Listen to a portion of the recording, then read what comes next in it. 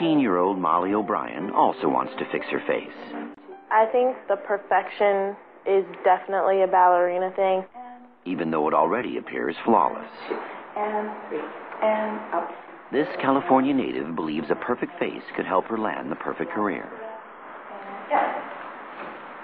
She is already a student at the world-famous New York School of Ballet. Being in a classroom for 3 hours a day, looking at yourself in the mirror, you know, never taking your eyes off it. You find so many little errors and flaws.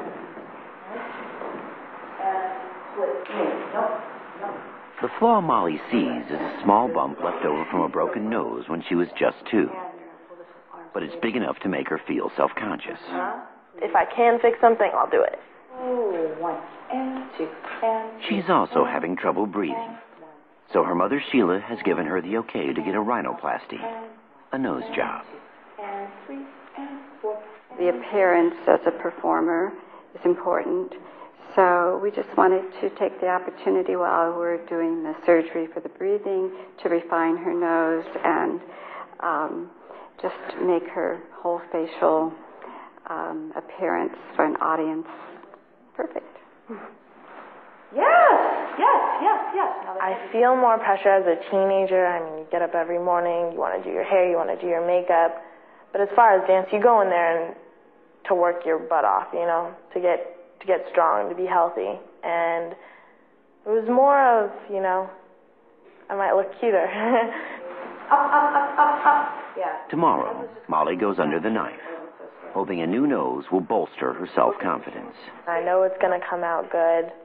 I mean, there's going to be pain and swelling and stuff, but I just like, oh my God, my face is going to look different after tomorrow. Beverly Hills is famous for its exclusive shops and fine dining. It's also the epicenter of the cosmetic surgery craze in California, which has more board-certified surgeons than any other state. Let me go ahead and take some photos. Molly O'Brien, an aspiring ballerina, never considered going anywhere else to get her nose done. Perfect. There you go. That's Dr. perfect. Paul Nassif runs a private practice and specializes in facial plastic surgery. This one's a funny one. Tilt your head all the way back. There you go. I'm going to look inside your nose there. This is his third and final meeting with Molly before her surgery. Perfect. How bad does the hump bother you? Do your friends tease you, or...? Oh, no, not at all. It's just kind of a personal thing. I mean, it's always been there since I was 2 years old when it happened. Well, that's right. You had some trauma at the age of 2. Yeah. Okay. So it bothers you, then? Yeah. The youngest teenager I'll operate on is 15. At this time, the nose primarily has stopped growing, and the cartilage also has stopped growing. So what we're going to do is we're going to soften your nose. Okay. We're going to take away the bump, thin it a little bit, thin the tip a little bit, okay? And that's what we're going to make it. Again, your nose will look like you, but it'll just be refined. This is a time when we're able to actually make the changes while they're in school. And so if they have a self-image issue, we can correct it at that time and make them more comfortable when they're around their peers. Okay. But Dr. Nassif doesn't think he can do much to help Molly breathe better. Your septum is pushed over a little bit to the left, but not severe enough for me to do surgery, especially... Which means that Molly's rhinoplasty will be purely cosmetic. That your nose is not really sticking out that far. What he does recommend is a chin implant. But your chin is recessed a little bit. Mm-hmm. But Molly's not interested. We talked about before, right now you're not interested in the chin implant. No, thank you. Okay. Let me go ahead and walk out there. Thank you. No chin implant and no cure for her bad breathing either. Molly decides she wants the surgery anyway. I'm in it for just a little bit more of perfection, being a perfectionist and being a dancer. Up. That's right. Try to go. Take a few pictures so we can put them in the album. Oh, God. In the offices of Beverly Hills plastic surgeon Paul Nassif, My old nose. Molly O'Brien is about to have a rhinoplasty to remove a bump from the bridge of her nose. That's right. I forget. This kind of a weird thought, you know. In a few hours, I will look completely different. No, hopefully not completely different. All right, Molly. Say goodbye to your nose. Did it flash? Yeah. I feel a little better. Plus, I feel really comfortable here. As she's, like, gripping my arm.